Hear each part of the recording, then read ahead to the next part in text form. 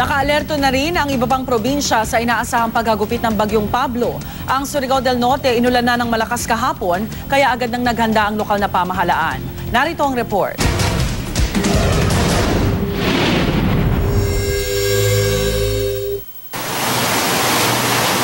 Hindi pa man tumatama sa lupa ang Bagyong Pablo.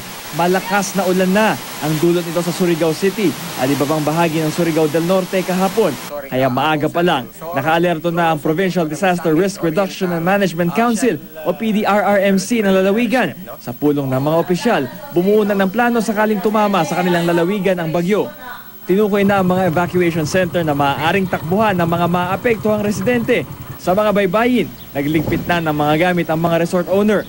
Inabisuhan na rin ang mga mangingisda na wag munang pumalaot dahil sa inaasahang paglaki ng alon. Maayos pa ang lagay ng panahon sa summer provinces kahapon.